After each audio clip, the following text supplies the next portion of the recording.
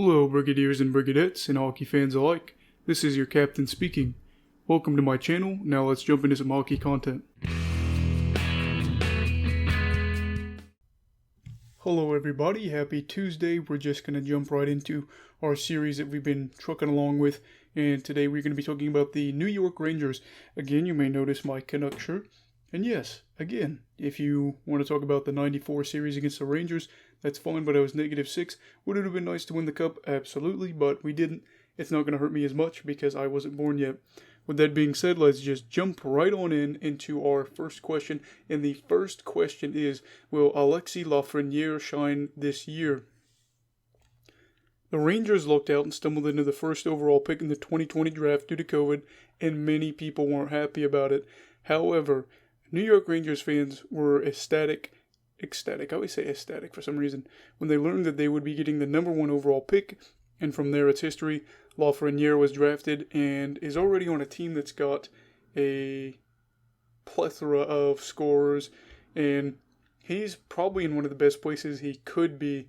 There's a lot of other worse places he could have gone, but he's with Mika Zibanejad, Artemi Panarin, Ryan Strome. Mika Zibanejad. I don't know why I always call him Zibanejad. Looking at this selection, I do think it was the best scenario for the team and the player. I think Alexi will be able to have a very, very impressive rookie season. However, I'm not going to say it'll be anything like an Austin Matthews type rookie season because I just don't know.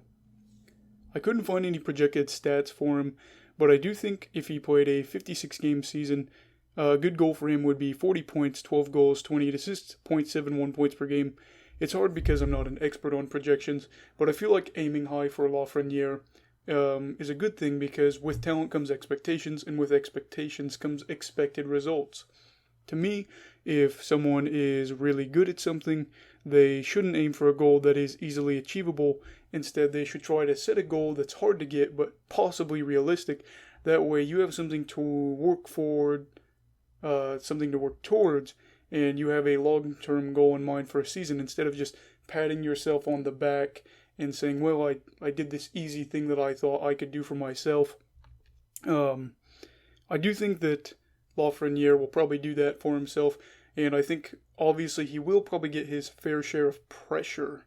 But the thing is, he's going to be cushioned on that first line with Strome and Zibanejad. I don't know why I keep calling him that. I always have.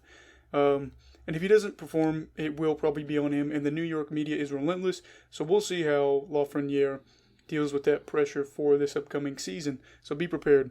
Now, the second question is, who's replacing Hank? I mean, Hank has been a great goalie, really for basically all his career except for these past few seasons. He struggled a little bit.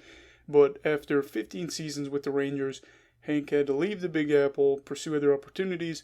While that is sad, it opened the door for Igor Shesterkin and Alexander Georgiev to step up and fill that void, not only for the franchise, but for Rangers fans as well. Again, it's going to be very difficult to replace Lundy. He is the franchise leader for goalies in games played, wins, shutouts, saves against, shots against, and save percentage.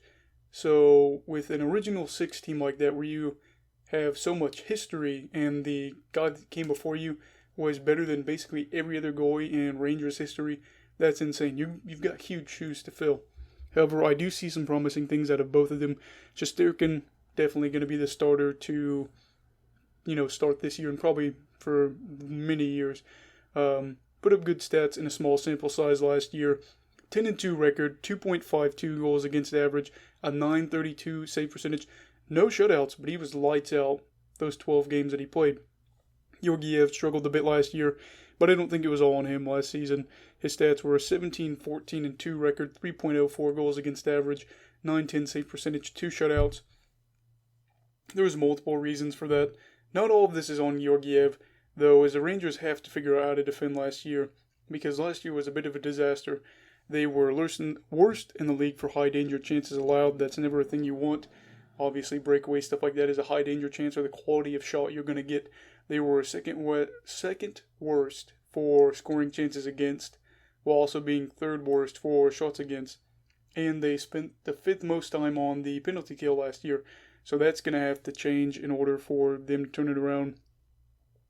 I worry that even though both of these goalies are capable of special things, especially Shesterkin, I think, and I think Georgiev has some potential as well, but I worry that they're going to suffer because their team is so offensive-minded.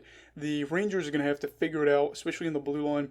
And one player that comes to mind is Jacob Trouba. He is going to have to absolutely get better because he just had such a terrible negative impact for the team on both ends of the ice last year, but especially defensively.